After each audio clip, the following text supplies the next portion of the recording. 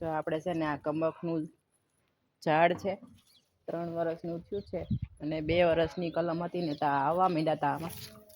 અને પાંદે પાંદે એવા 12 માસ છે એટલે પાંદે પાંદે આપણે આવે છે અને જો હું તમને બતાવું જો આ કમરખ એટલું મસ્ત છે ને હસોડી ઢળી પડી છે જો ચોમાસામાં એટલી ઢળી પડી હતી શિયાળામાં એટલી આવી હતી અને આ ઉનાળો છે તો ઉનાળામાં એટલી આવી છે જો આ સ્ટાર ફ્રૂટ છે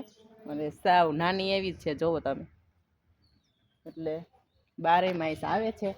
અને હજી આમાં ફ્લાવરિંગ પણ ચાલુ છે અને આવા નાના નાના પણ આવી ગયા છે જો અને આપણે આમાં છે ને ગાયનું છાણ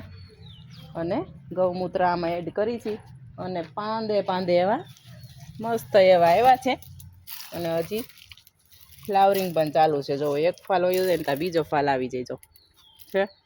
એટલે મિત્રો જો ચોમાસું આવે છે ને એટલે ખાસ કરીને તમે કમરખની કલમ આવે છે નર્સરીમાં 180 થી 200 સુધીની આવે છે એટલે એ કલમ તમે ચોમાસું આવે ને એટલે વાવી દેજો અને મસ્ત મજાનું બહુ જ મસ્ત અને ટેસ્ટી એવું છે અને આપણે જો આવી રીતના છે ને આના ચકરા કરીને ખાવાનું છે અને એકદમ ટેસ્ટી અને મીઠું એવું કમરખ છે